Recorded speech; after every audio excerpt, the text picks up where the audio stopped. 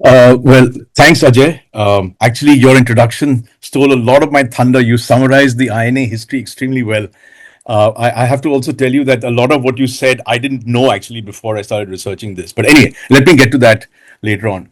So, first of all, as you said, we've known each other for decades because we were in banking together, and I actually was a banker like you for most of my life, and that's what I was doing till a few years ago, uh, till when a something happened in my I something happened to me that really changed the course of my life. I have to say, I came across a book about the war in Singapore. It was a city that I'd lived in for over 20 years, and so far I've basically lived almost half of my life in Singapore and the other half in India. So I consider these two countries my home, and I realized that there was so little. I thought I knew everything, but I realized how little I knew, and I realized that there's so little I know. There are many things about the war in Singapore right around my home. There are many historic sites here, like in Mumbai, that I didn't know about. And that set me off on my discovery journey. And I had met a Singapore-based historian who told me one day that the Japanese had sent thousands of Indian soldiers to hard labor camps far away in islands in the Pacific. That's also something that I didn't know about. And I was looking for something connecting the history of my two homes, India and Singapore, and I stumbled upon the story, or rather the history of the Indian Army in Singapore. And when I started researching it, it was just curiosity, honestly. It was just that one sentence that gentleman told me that started me off. At that time, I had no ambition of writing a book. I had no intention of writing a book. But once I was very lucky to find incredible material in archives that somehow had not been looked at much by people. And so I didn't know about them. Many of us didn't know about it. And I found in those archives the story of the Indian soldiers in Singapore during the war, what they went through in captivity, and I realized that this is an incredible story. It was full of bravery. It was full of sadness. It was full of uh, you know audacity. There was daring. At the same time, there was hell, and there was families waiting for no with no news for years, and so there were many emotions about this story, and I found that there were 4 5 men and women who in the story who really I felt that telling the story through their eyes would be would be a good way of people knowing about this. I thought that people in Singapore didn't know about this, people in India didn't know about this, people outside in other countries didn't know about this. And it's not that I'm the best person to write this story, but no one else was writing it. And I wanted to write this incredible story of these incredible people. And fortunately, the publishers agreed. And so here we are. The book came out 4 5 months ago. And as you know, there are 4 heroes on my cover. And it is their story that I have tried to write in the book.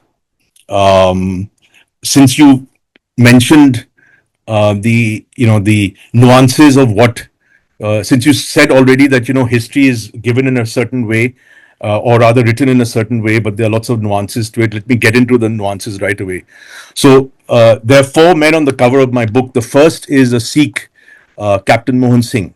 You mentioned him, but I had actually never heard of him 2 years ago. And all I knew was that Netaji had come and started the Indian National Army in 1943.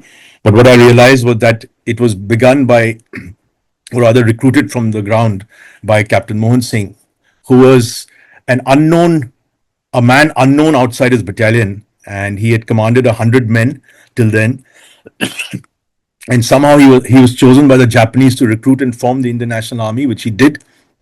And he transformed himself and wore the mantle of now a general of 60,000, extremely, bravely and well and confidently, and also with great responsibility, I think. Gautam, There can I was also ask? a streak of ruthlessness in him. Sorry, Yes, can I yes. ask what made him the obvious choice for this? Because he was a captain, right? And what sort of made him the candidate for setting up the INA? Yeah. So actually, the Japanese been uh, had already decided. The Japanese had formed an alliance with Indian nationalists before the war. Indian nationalists based in Southeast Asia to join forces and fight their common enemy, Britain. And in that process, in 1941, they had reached out to various the British used the Indian army to fight their battles all over the empire. And when in 1940-41, Malaysia and Singapore, it was feared that Japan would invade, the Indian army was sent to protect that territory. And one of those battalions out there was Captain Mohan Singh's 1st 14th Punjab Regiment. And his battalion and various other battalions were, there were contact made by the Indian nationalists before the war, and there's and before the war they had met up, and I'm not quite sure whether they had decided that it'll be this man or that man, but certainly contact had been made. There were leaflets being distributed through the granthis of all the battalions with anti-British leaflets saying things like "अंग्रेजी कुत्तों के साथ क्यों लड़ रहे हो, हमारे साथ लड़ो," and the Japanese will help us throw the British out of India. And very early in the war, the Japanese and the Indian nationalists who were tied up together. There was a Japanese army intelligence major Fujiwara, who was a very important man in this story, and he had tied up with the Indian nationalists in Bangkok, who was spearheaded by Gyani Pitam Singh, a Granthi in Bangkok, and they met Mohan Singh within 7 days of the war beginning, and Fujiwara asked Mohan Singh to start the Indian National Army from the beginning. Maybe they had a plan of choosing someone else later in case they felt Mohan Singh wasn't doing a good enough job. But that decision they took in the middle of the jungle 7 days after the war began was probably the best decision they could have taken, because he wielded together an Indian National Army from scratch. Yes, there were And many people behind the concept. In the last years, it didn't occur to Mohan Singh. There were many other people behind him that set up the concept. But once he was given the job, he is the one who started it. He was recruit number one, and he took it to recruit number 40,000. And that was and entirely was he the him. senior most Indian in captivity? No, he wasn't, which made his job tougher because there were dozens of officers senior to him. And you can imagine in a strongly hierarchical organization like the army, it's very difficult to suddenly be told that this junior captain who's middle in the rank in terms of the officers is now your commanding officer. So he had to, though the authority was announced before the soldiers by the Japanese who were clearly in charge, at the same time he had to earn his respect, which he did. And yes, it was a very difficult job, and I'd never heard of him. And I discovered him in the archives, and he's the historical hero of my book, and that's why he's the first person on the cover. So, relating to him, there was one thing you were talking about, which was the nuances of the story. Now, when we think of the INA, we think that it was a very easy choice for all of them. Who would not want to fight for our independence? Everyone would want to fight for independence. But fighting for independence meant in 1941, 1942, if you were an Indian prisoner, what did fighting for independence mean? It meant attacking India. Who was defending India? It was the Indian army who was defending India. And who was in the Indian army? Your own brother. Literally, in many cases. There were many cases of brothers on either side in Burma. Fortunately, they didn't end up fighting with each other, but they were brothers on either side. That was one a big dilemma that the soldiers faced. The other dilemma was Japan a reliable ally? The soldiers, even if they had not read history or heard about what the Japanese had done, they had seen in front of their eyes what the Japanese had done during the battle and after they had captured Southeast Asia. And they could see that Japan had not freed Singapore or Malaysia or Mm. Burma. They had captured Singapore, Malaysia, and Burma and Indonesia. So allying with the Japanese or using their help would help the Japanese and would take them into the borders of India and into India. And what would happen if they reached India? So those were the two big dilemmas that the soldiers faced, and it's been wonderfully described by two of those soldiers. One of them called it a great attraction because he said that for many people, they had seen how the Congress party had made a feeling of Indianness that didn't exist 20 years ago. At the end of the First World War, we were a subject of Maharaja X and Nawab Y. But in 1945 or 1942, we all felt much more Indian than we did 20 years ago, and that feeling of Indianness is what the soldiers were feeling, and so it was a great attraction for many of them. But equally, it was an impossible dilemma, as the other soldier described, of how to handle those two dilemmas that I just described. And so many soldiers joined the Indian National Army. Many didn't join the Indian National Army. One of them is the second hero in my book, who is Lieutenant Pillay, who refused to remain a prisoner and escaped from Singapore. And he escaped on the 4th of May 1942 and reached India on the 2nd of August, and was the first person to give proper news from inside of what was going on in Singapore to Delhi and London, because they had no idea after Japan had captured everything. And it was very fortunate for me to have met the families of both General Mohan Singh and later Brigadier Pillay, who told me about their father after the war. And so those are the different aspects of the nuances and all the challenges and all the the issues that prisoners face in their mind about what to do in their scenario as a new life as a prisoner. And Yeah. in some cases they joined, in some cases they refused to join, and so on. So, Gautam, what was when the Japanese set up the INA as a sponsored it?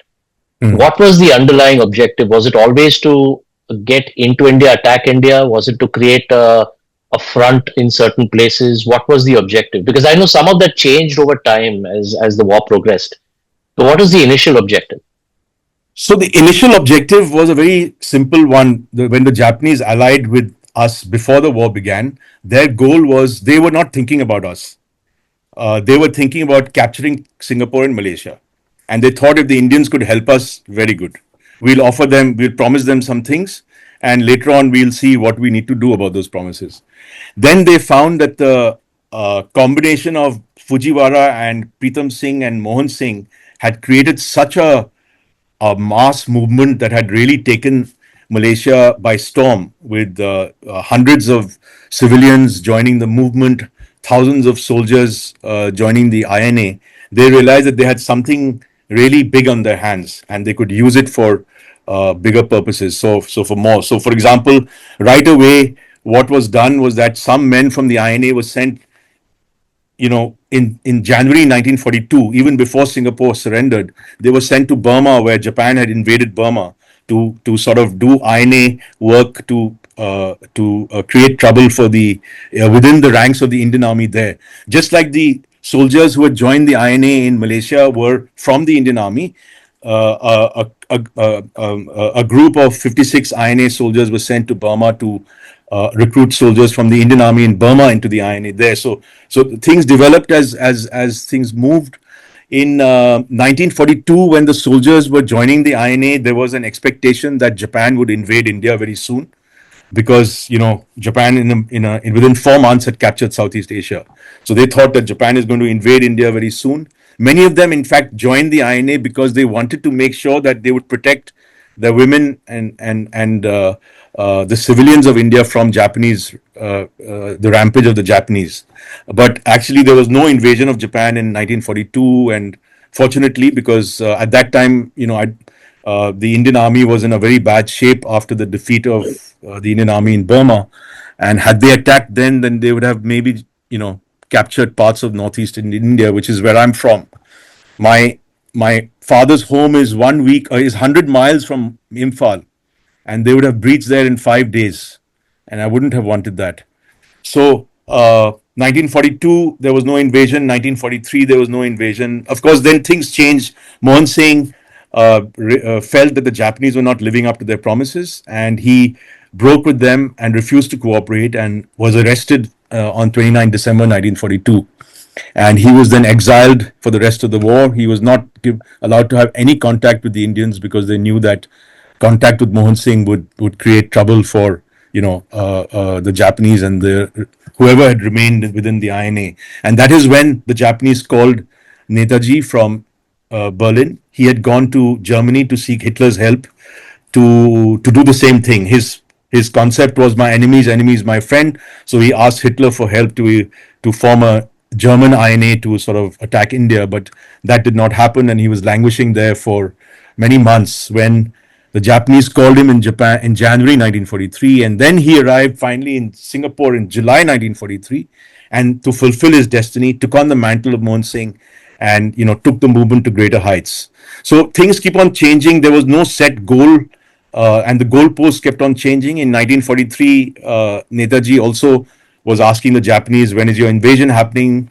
The invasion actually happened early in 1944. And the invasion of the Japanese into India was mainly to preempt an Indian invasion of Burma, where right in 1944 the war was moving against the Japanese, and they were now worried about the Allies attacking them instead Mm. of the British or the Indians being worried about Japan attacking India. So that was what you know the Japanese goal of the invasion was in early Right. 1944. Right. And so the goalposts, and to answer your question in a very long answer to your short question, was that the goals and the objectives and what was going on changed, every 6 months based on Yeah. the, yeah. Yeah. And looking at the cover of your book, and obviously it's a very powerful arc. You said that surrender, loyalty, betrayal, and hell, right? Hmm. Uh, so as that journey sort of reaches hell, where does the descent really begin? You know, Obviously it's related to something that Yeah, happens yeah, after that's that. right. But Yes, yes. how does the reality that these soldiers faced start to kind of diverge from what they had been led to expect up until that point when the descent into hell began? So, love to hear your thoughts on that. So, well, the reality changed sort of.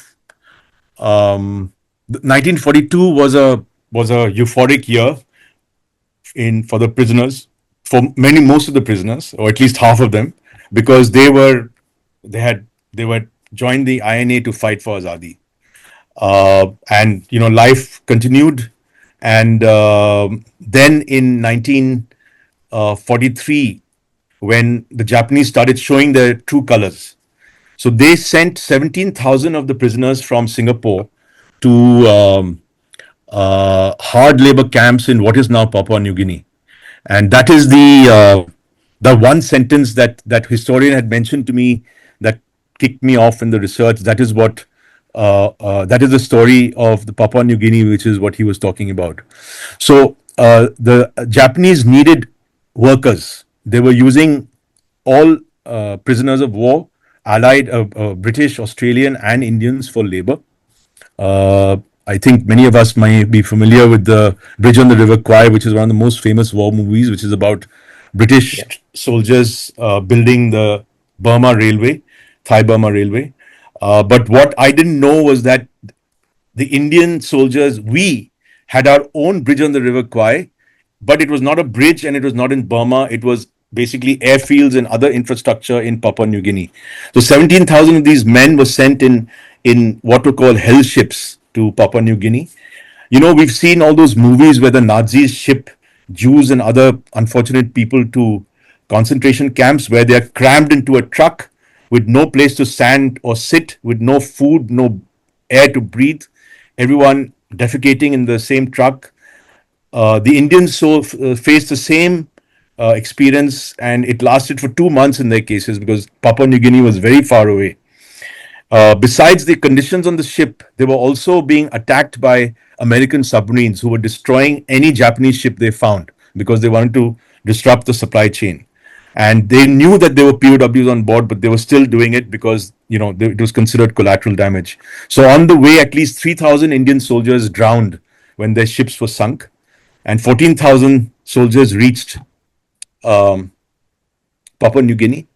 And at the end of, and they reached in around the middle of 1943, and the war ended about 27 months after that. And in that very short time, of the 14,000 who reached, only 6,500 were alive, which was the worst death rate amongst Allied prisoners. Second worst, actually. The worst was Russian prisoners under the Germans. And that is the part of the book that I refer to as hell, because the journey was hell, the life was hell. It was so hellish that people wanted to be killed. One of the two heroes in my book, on the cover of my book, the last one, is Warrant Officer John Baptist Crasta, and he has done a great service to us by writing a memoir. In his memoir, he recounts that when he was, starving and dying of thirst in the hell ship, he was hoping for an Allied attack so that he would die rather than continue in that condition. Of course, he said that immediately. I said, no, no, no. God has helped us throughout, and He will continue to help us and save us. But that thought did occur to him, and when the war kept on, and all they saw was the might of the Japanese Empire. They did not see the Allied, for might, around them, helping them. So they were desperate, and they were just hoping against hope that the war would end. And that was the hell part of the book that I referred to Yeah. in the cover. And this is the Papua New Guinea saga that I also didn't know Yeah. anything about before I started researching the book. We owe great debt to Australia because they rescued our soldiers. They took care of them, and they asked them, "Kya hua tumhare?" I mean, what happened to you? And after that, they gathered detailed and proper evidence and held 100 war crimes trials for the atrocities against them. And there were more war crimes trials held by the Australians for atrocities against Indians than atrocities against their own soldiers. So Wow. you can see that this is how much they felt for us and took care for us. So this is something. I just met the Australian High Commissioner earlier this week, and I was telling him this, that we owe a great debt to you, sir, for your country, to your country. Gautam, I have a couple of questions before I get to one that I really want to ask you, which is these 27,000 prisoners that were taken to work in Papua New Guinea, were they INA soldiers, or were they people that refused to be part of the INA, or were they just prisoners that were not even offered this option? And secondly, is The, why did Japan decide to change its mind? Why did the strategy change from supporting INA to saying, you know what, forget about it, let's just take these people as indentured laborers? so the Japanese strategy never changed. They had no intention of arming 40,000 Indian soldiers. When Mohan Singh had 40,000 Indian recruits, he told the Japanese, let's form three divisions. They said, nothing doing. We want 4,000 of you to create Gadar propaganda chaos in Burma to try to suborn the Indian soldiers. We don't want to create three divisions to invade India. He argued with them and got one division formed.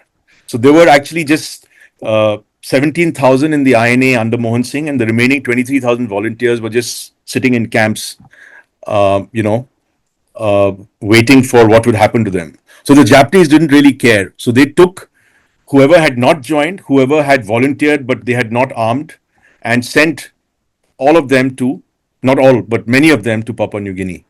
And so they were very consistent in their plans. They wanted to use us, and they did use us. They used us for labor, and in Papua New Guinea and other places.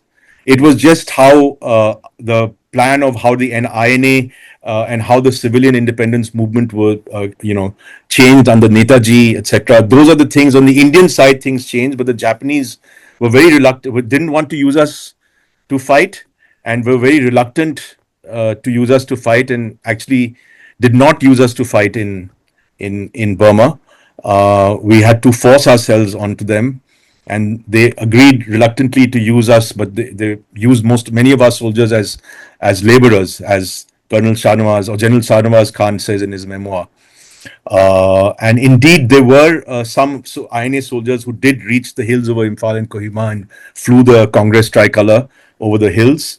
But there were just a handful, and the Japanese were very clear. They didn't want to arm so many Indians. They didn't want to use the INA to fight. They wanted to use the bodies for labor. They had told Netaji that we don't want to use the INA because we don't trust you. Why don't you trust us? First, you surrender. which is below our Mm. honor code. Then you join your enemy, which is, even if it is us, that is doubly against our honor code. So we just don't understand you guys. And secondly, till yesterday, you were commanding companies of 100 men, and now you have promoted yourself to command regiments of 3,000. There's a big difference between commanding 100 and 3,000 men. You just don't know how to do it. But, Netaji, argued, and eventually they used 3,000 men. But that was what the Japanese were thinking. And it was, like I said, a very difficult time for all the soldiers. Those who were in the INA, those who remained in Singapore, and those who went, most of whom never returned from Papua New Guinea. Yeah. So, the what Australia did, which is to try the Japanese for these for the mistreatment, war crimes. Why is it that in India we don't even know that this happened? And I find that interesting because it was a perfect media opportunity for the British to show how fair and just they were post-war. So why did they not make a bigger deal of it, or was it just not popular from a political narrative perspective? What do you think the reason is? I think things move very fast. The British did try to do what you mentioned. For example, the first war crimes trial in Singapore was about Japanese atrocities against Indian soldiers, which was held in January just after the Red Fort trial ended. Just for this purpose, exactly what you mentioned, to show the Indian people that we are caring for Indian soldiers as well. But I don't think anyone in India heard about this, and things move very fast. There was the naval mutiny in Bombay, as you know, as it was called in 1946, and soon, Britain had decided that they have lost the loyalty of the Indian army, and then they were not really thinking of then trying to placate Indians using this trials in Australia was of no use. But yes, they did try to do what you were thinking of. Okay, I But have a question I'm I going to need take some from the audience. questions. Sorry, I need to ask you a few questions, either now or later. I'm Vinita from Bombay. Sure. Yeah, Okay. Vinita, go ahead. You have a question about Yeah, Japanese and yeah, Subhash Chandra yeah, Bose. yeah. So go ahead, ask. A couple of questions. First is historically, Japanese are known to have pillaged Chinese, as you know, in the wars prior and so on and so forth. That's why China moved towards the Red Army concept. Japanese are extremely ruthless, and I'm so surprised as to how Subhash Chandra Bose ji now, of course, he's glorified, and of course, he's one of the reasons why I believe we've got freedom. That's what the popular narrative is currently. Why would he align with the Japanese? It's so exotic. That's number one. And why would they, of course, they wanted to come to Burma or something. So that's something I don't understand. If you can help me, please understand this. Thank So it's a good question. It was the dilemma that I mentioned right in the beginning, which was, what it allying with the Japanese meant helping them invade and capture India, or parts of India at least. And that was a big dilemma, and you. it was a risk that anyone allying with the Japanese was taking. Netaji was asked this question by everyone. Mohan Singh also had the same doubt in his mind in 1942. And he said, I knew it was a dangerous option. I wanted to try it out to see what would happen.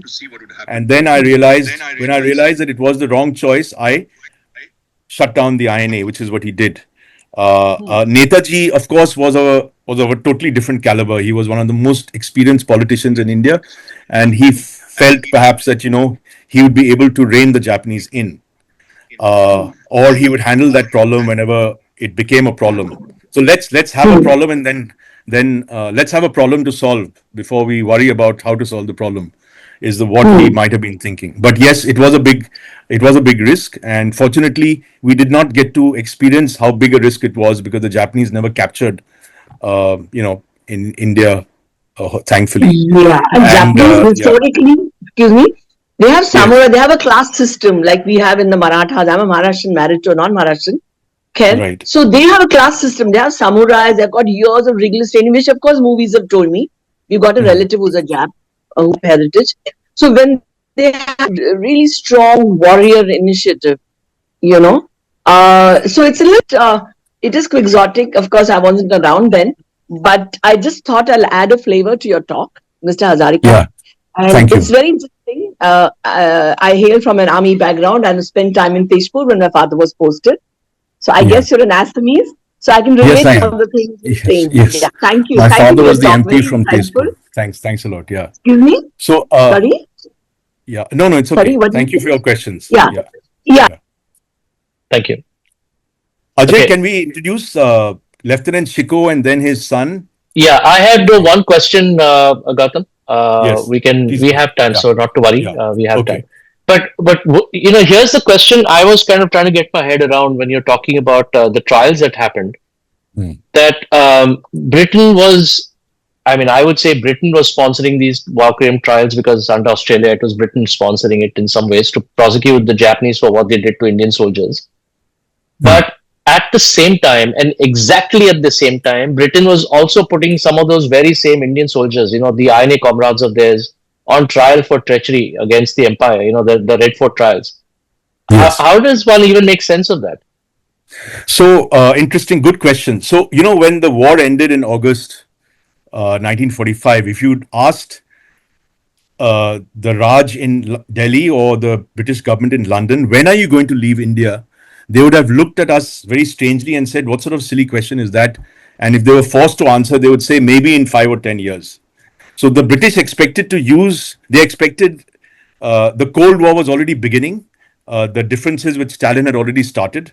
And both the British and the Americans expected the Cold War to start right away. And it had already begun, actually. And they expected to use the Indian army during the next few years. And the British decided that they have to make sure that uh, they make sure that the soldiers respect and follow are loyal, and hence they decided to hold a few of the INA soldiers in trial too about for being disloyal for joining the INA. So that was the reason, which of course changed very dramatically because they managed the trials in a very. It was the worst own goal in British history, at least in India, I think. It was a PR disaster for them. There was a media blackout during the war about the INA. No one had heard of it unless they had received secret news. And suddenly now the newspapers were full of the exploits of the INA and the men who were bravely willing to fight the great British Empire to free India. And all of India was on the side of the INA, including the Indian Army as well.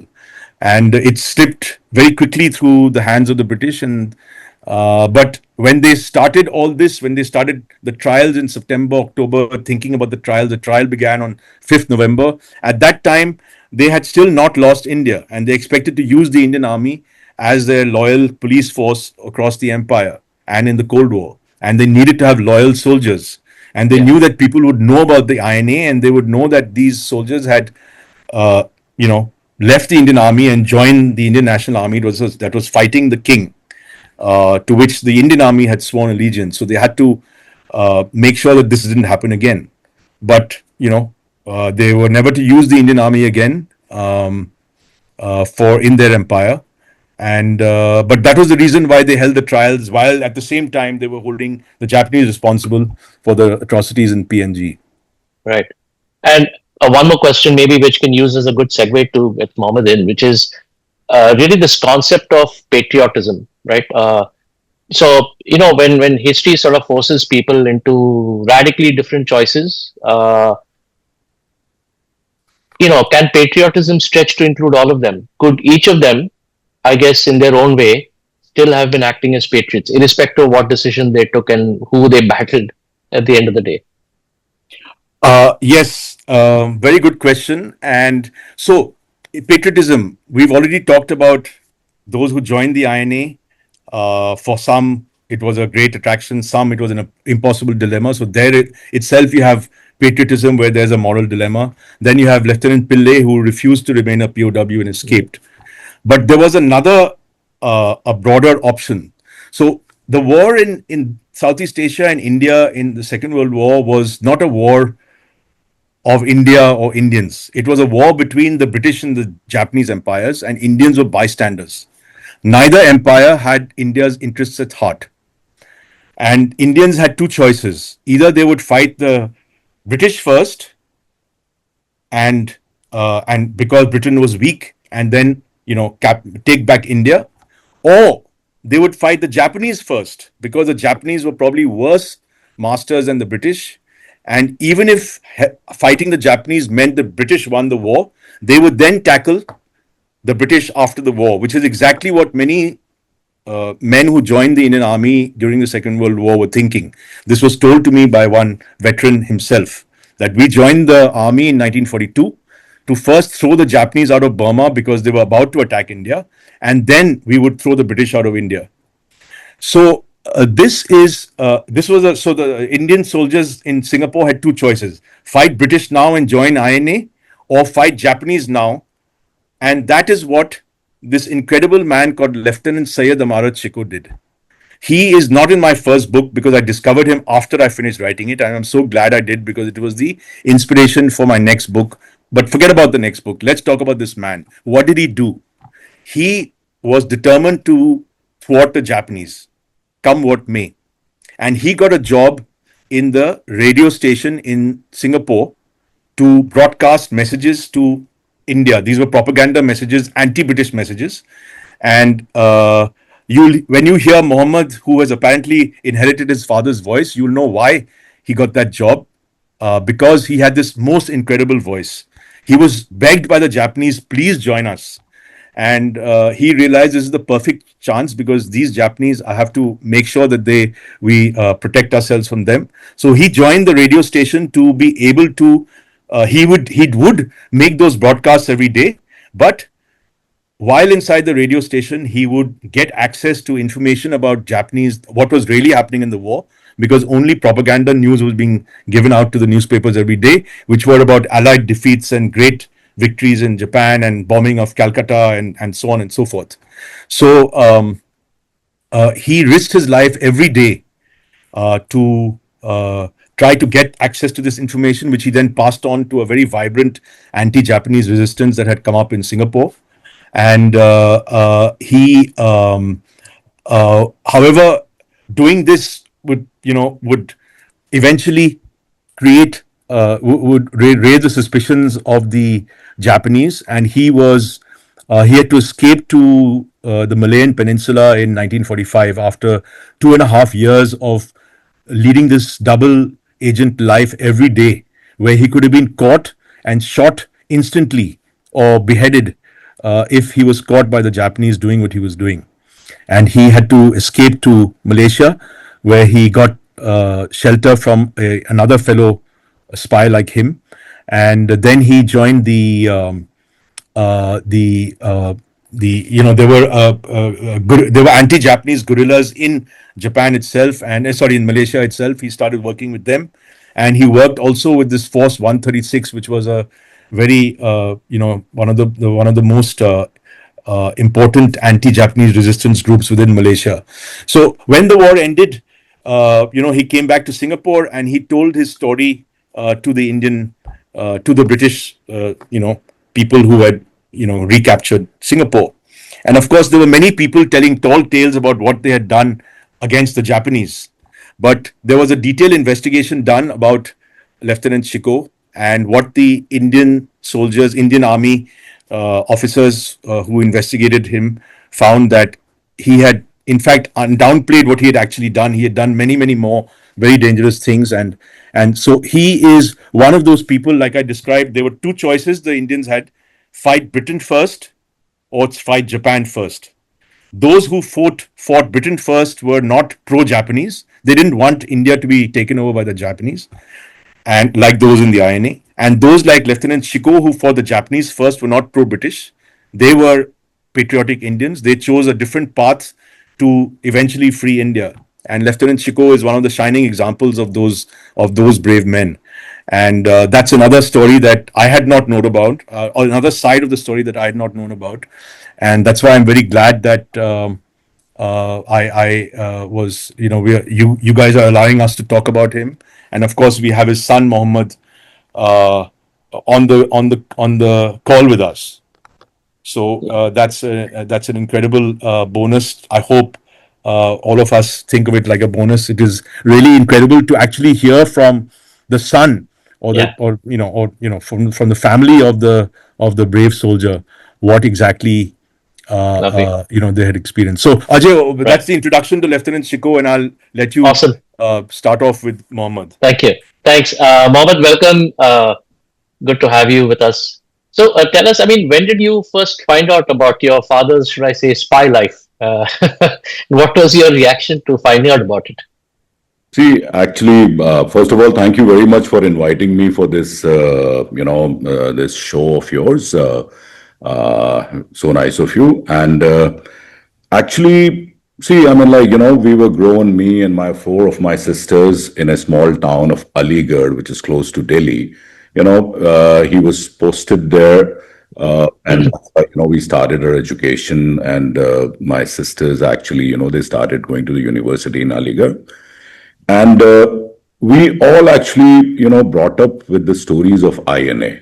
We all heard about what Subhash Chandra Bose, Netaji Subhash Chandra Bose did, what, the other heroes like Captain Mohan Singh and General Shahnawaz Khan and Captain Lakshmi Sehgal, etc. They were actually the faces of the INA. So I think, like, that was the reason actually. And some of them were close friends of my father as well. So because he always used to talk about all of them very fondly. So we knew that he did something. He was missing in action for 5 years. There was no news from him to his family then. This is all, of course, like before me and pre-partition days. And then suddenly, actually, one of my cousin in Dubai, actually, he got introduced to Gautam. And this is, the entire story of his changed. I mean, like, we were quite surprised initially because, our cousin is actually, he's a big mouth type guy, actually, and he started telling us about this story. And we, of course, we never believed him. And then the same day, actually, Gautam called me, and he narrated me. And of course, I mean, like, not in the detail, but he initially asked me about that, what exactly did we know about our father? Absolutely. I mean, there was no clue about his undercover agent story, actually.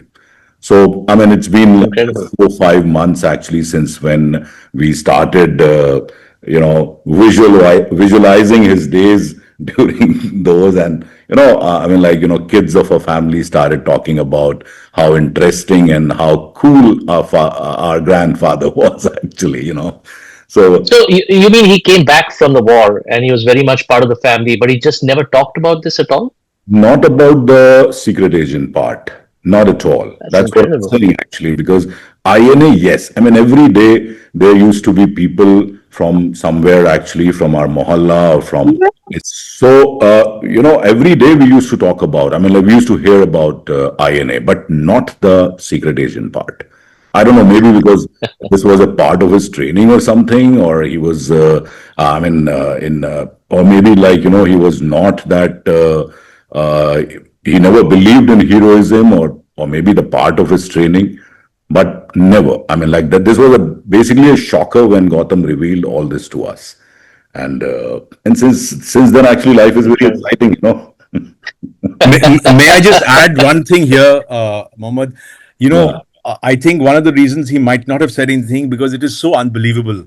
It is only because it was investigated by other people in great detail by talking to dozens of people that he were involved in this, and it is there in great detail in the National Archives of India. He didn't have those papers in his hand, But so on he the couldn't tell contrary, you. Gautam, Yeah, yeah. actually, he always used to talk about all those stories, what happened there.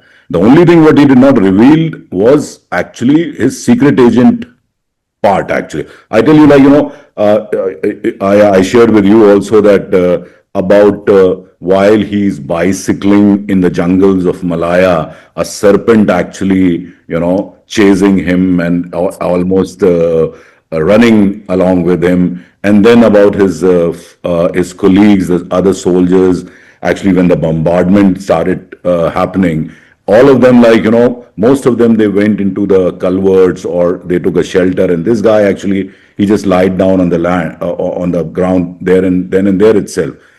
And he escaped, and he found that, they were almost like, the parts of those colleagues, actually, they stuck on the jeep and whatever the vehicles were there. So we knew that, what he did. We knew that, some kind of a of adventurous life, actually, what he had.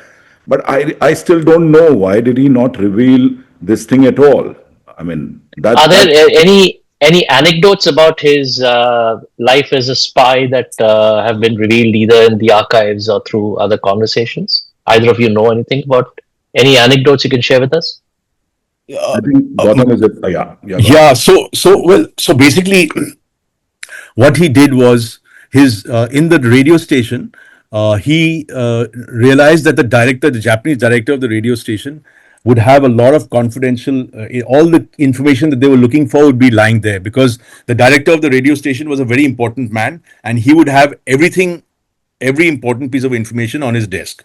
So Shikoh Saab made a copy of the key to his desk, or to his room, and used to sneak into his room whenever he got a chance, and to take out, or to look at information. At that time, of course, there were no mobile phones, so you had to take the documents out, and then he would meet his spy master in a cafe in the city in Singapore. And then many times he almost got caught, the spy master, to tell him that, go, because this secret police Gestapo guy is going to come, so go away. So all these are from the investigations done by the Indian Army after the war, and many times he was caught or seen by people, and that could have been very dangerous for him if he was seen by one Indian guy who fortunately didn't report him to the Japanese. He was just reprimanded.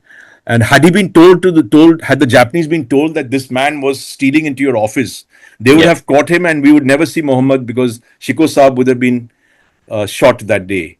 And so there are many such things. What he did with the gorillas in the jungles of Malaya was another episode. But you'll have to read the book to hear about it.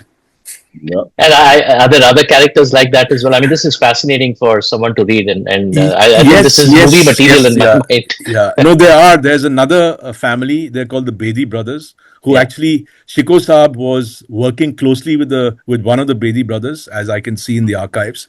And I hope to arrange a reunion between the Bedi family and the Shikoh family in Delhi, because they're both there. That's And why I've not neither contacted. family knew about their father's spy life, and it would be amazing, a wonderful reunion that I hope the two brave soldiers will look upon very nicely from heaven. So yeah, so there were other soldiers, and it's been a privilege to discover these stories, and to be, most of all, to be able uh, to to tell the Shikoh family and the Bedi family about their incredibly brave father, who took such great risks. And lovely. yes, yeah, it's Yeah, been great. irony is actually that one of his brother, like who was 5 years younger to him, when he was fighting war, he's still alive. He's around 98, 99, and he stays in Dubai. So, I mean, and I tell you a story. Actually, he's the one actually who went all the way from Lucknow to Firozpur when they came to know about that this man is actually back, because there was no news about him for almost 5 years. And this kid actually who was at around 15, 16 years old, who's still alive, and he went all the way to Firozpur. He actually, somehow he reached to his barrack, and of course, I mean, like when now we relate this story with his the agent, the undercover agent. So we know that why he actually, the story what our uncle now tells us, and even like during his life, my father and the brother actually they used to talk about. So of course, I mean, like when this kid actually, when he left India and he reached Singapore, this kid was almost 11 years old, Mhm, and now after 5 years, he was absolutely unrecognizable at that point of time. mhm. So they actually started, my father did not think that, my father thought actually that this is some kind of some sabotage or something like from the Britishers or somebody actually, which is going to happen with me, because I never knew, I never saw this guy before. So he started asking questions about not only about the parents, about the neighbors, about the stores actually, what were there during those days in Lucknow, because this is the family actually from Yeah. Lucknow. And in fact, this guy also, like, he was shocked because this guy reached all the way to Firozpur and now he's alive, all absolutely in his senses. And he was also shocked that how come I didn't know about this aspect of his life. So, Yeah. answer to your question, actually, that absolutely clueless we were, actually. So actually, so I do want to take some questions from the group here that's asked. But before I do that, I want to ask this question because it ties into what both of you have just talked about, which is the invisible stories, right? The stories of those left waiting, those outside the battlefield, who are often left out of history.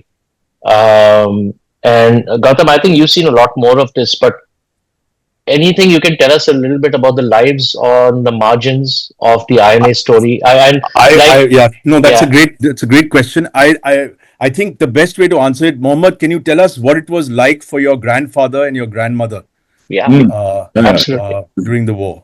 This actually, we heard these stories. I mean, from the very beginning, actually, when I was a kid, we used to hear about that what this family went through all these 5 years. Because my father's story actually begins at the age of 17. When he was 17, he was, of course, I mean, like he was recruited in the Royal British Army at that point of time. That was, I mean, like that was the government actually. I mean, there was nothing non-patriotism or anti-India or anything because that was the government actually, and everybody of all the men and women of that generation actually they used to work in the British organizations only. So after joining British Army, he was relocated or he was transferred to Singapore. And of course, I mean, like after that, there was absolutely no news for him of him actually for 5 years. So the entire family, I mean, most of them, they thought that he's no more. Because of course there were no news, no telegrams, of course phones were not there. And I mean, like, they told us that, in fact, any kind of happiness was forbade by his father. There was no Eid, Bakrid, or nothing actually. So I don't know. I mean, like, viewers and you, if you know about the Shia Muslim families, the Sayyid families, they are into the Muharram. You must have heard about this festival of Muslims called Muharram, where we mourn our Prophet's grandkids. This was the only festival actually the entire year they used to no, I wouldn't say that celebrate. I mean, like, they used to mourn that their son who's not I mean, like, there is no news about him for almost 5 years. Everything was standstill. There was no happiness, no marriages, nothing. And in fact, the my grandfather, my grandmother, and those whoever were there actually, they absolutely, I mean, like the whole day and night they were praying and some kind of totkas or something that what to do that their son should come back. And as Gautam described, actually, that my father's cover was the the Singapore, Free India Radio Singapore, actually. So this, the news of his alive was actually was came through the radio only. Because those days, if you remember, I mean, like we all have heard about this, that the Britishers or the government those days during those large cities, actually, they used to keep a large radio in parks and gardens of any city, actually. So one day, actually, a guy came running and he said that, I heard Amarat Bhai's voice on radio. So, of course, I mean, like, there was absolutely, everybody was shocked at what is happening. And my grandfather ran, and unfortunately, that day, I mean, this program was over that day. So the entire misery and this feeling of melancholy for that family remained for one night. And the next day, my grandfather actually ran, or he reached 2 3 hours before the program, and he heard, I mean, like, so this radio, from the creaking sound right all the way from thousands kilometers from Singapore, a voice came out and he said, "This is Syed Lieutenant Amarat Shikoh," and Wow.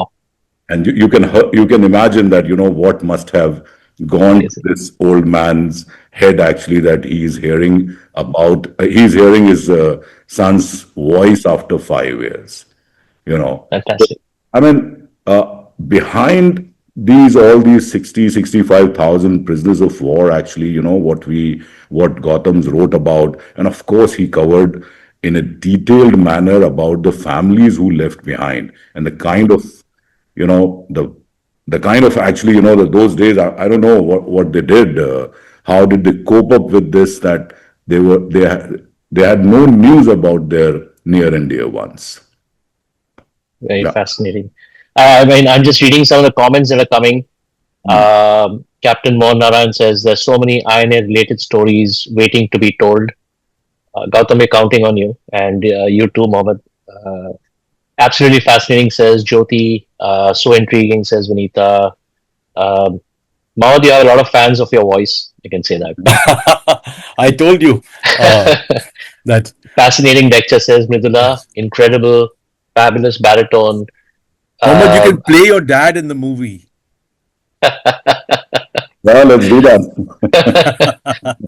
So I think Jyoti asked a question, but I think Gautam, you did answer that. So the question that Jyoti asked is, I failed to understand how patriotism came into force here if Indians are involved to do something for Japan.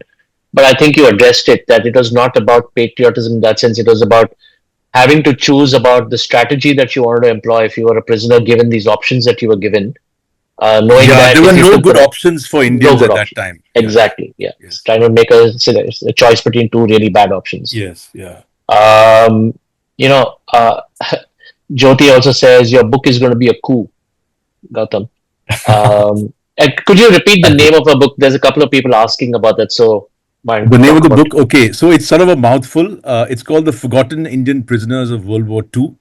And I was told by my publishers that nobody's heard of you, so you must put every keyword that you want into the title. And later on, I wanted to change the title, make it shorter, but they said, Gautam, this was your own title that you put yourself, so please keep it. So yes, it's a long one, and it's about the like we've talked about the Indian prisoners in Singapore in World War II and what happened to them. And the INA was one big part of it, and then there were other things that happened which we've talked about earlier today. So thank you for your interest, everyone. Pratiti asked a question. Can you speak a bit about what happened when the INA and the Japanese entered Andaman? Did the Japanese use POWs in Andaman? The Andamans was a very, very sad chapter, which is also very little known by me. And when I began this research, and perhaps quite unknown to the rest of us as well, the Japanese captured Andamans on 23rd March 1942, just 84 years ago today, a few days back. And they started a very brutal occupation of the Andamans, which continued even during the transfer of power to Netaji's government, which was actually just a nominal one. It never was under Netaji's control. And there were hundreds of people who died there. Both the people from Andamans as well as the people from the mainland of India who had been, who had come to Andamans for work or other reasons. So yes, it was a very brutal occupation. And there were again many war crimes trials held after the war for these atrocities, and that's something that I have not written about much, and I plan to write about it. But during the course of this year, I hope to write a bit. But it's not featuring in my book yet because it's another big chapter that I think deserves separate attention. Right. But it's a good question. Yes. Vinita, you had a question. You said, may I ask? Please let me know. Do you have a question you want to ask? Unmute yourself. Well, in the meantime, we've got other comments coming in. Pratiti says, lovely, insightful talk, very well researched. Yeah, go ahead. May I? Go ahead. Please go ahead. I find his surname very interesting, Shikoh. I don't know, but it's a wild one. Is he related to the Dara Shikoh branch of the famous Mughals? I'm sure this asked to him several times. And of course, the whole branch that went to Lucknow and became Shia. So that's another thing. But can you please help Yeah. Actually, we have no connections with Mughals. We are Sayyids. And of course, I mean, like, people keep asking me this question that you are Mughal or is it connected with Dara Shikoh? Actually, Shikoh means fame, So somehow, like, this man whom I was describing just now about my grandfather, he was the one actually who liked this name. And somehow he said, okay, I mean, like, we'll keep this name Shiko. Otherwise, we are Mm. Kazmis. We were actually, we are Sayyid, so 300, 400. Sayyid, I know the heritage of Sayyids. Okay. Yeah. So stylish, I think, if you took up the name Shiko, because it has nice undertones in India. So anyway. So, That thanks, Vinita. Just closing, Pratiti had a point saying, thank you answering. The Andaman part does require a separate book. So, talking about books, Gautam, what do you hope readers take away from your work? Well, I hope that it creates some curiosity in all of us about our own families. So, I could give you an answer that, we should know more about our history. And yes, we should. But I think it can start with a very simple thing to know more about our own family. If we can ask our mom and dad, or if we are lucky, if we have a grandmom and grandparent alive, to ask them about our own family and try to record it, put it down, it'll give each of us great pleasure. And to your family, it'll be the biggest gift you could ever give them. So that's the one thing that I hope that people think of when they read these great stories, that they should find out more about their own family. Yeah. And yeah, and also to remember the soldiers, remember the waiting wife, remember the grandmother, the mother of Shikoh Saab waiting away, and the wives of these soldiers had a terrible time. They were all alone. I'm not saying that Shikoh Saab's father and mother didn't have a tough time, but if you think, had he been married and he had two kids, you can imagine what the condition of his wife, those two infant children, would have been. This is we should remember the waiting wife, as I call her. And the publishers, in my cover of my book, I have a missing person who's the waiting wife of all the soldiers, and the publishers have agreed. I've already arranged for the artist to make a new cover, which has the waiting wife in the background, and the publishers are going to put it in the second printing. But the second printing will happen only if the first printing is sold out. So please, that is my one pitch that I'll say to you, that if you want to honor the waiting wife, then please buy my book so that the next edition, next printing comes out. I think from what strikes me the most about the conversations today is that very little of this is in any history book that I grew up with. It's about individual life stories. These are men who fought, suffered, made kind of impossible choices, and unfortunately were then quietly erased, by empire, by partition, by the noise of kind of nation building in India itself. And yet, here we are. I think they've been recovered kind of, one story at a time. By Gautam, you, a researcher that went looking, and Mohammad, you, a son who didn't know he had a story to find. But I guess, as you said, that's the real lesson here. I think that the history we think we know is only the history someone chose to remember, right? There's so much more waiting if you're willing to go looking for it. So I guess that's what you said, Gautam, at the end. So thank you both. It's been a real privilege having you. And to everyone here, I do want to say thank you for giving, these forgotten soldiers an hour of your attention. History may have forgotten them, but I think tonight it's nice that for a moment I'd like to believe we remembered. And I will end on Khaki's tagline, now you know. So goodbye and see you all again very soon. Thank you. Thanks. Thank you very Thanks, much. guys. Bye bye. Bye.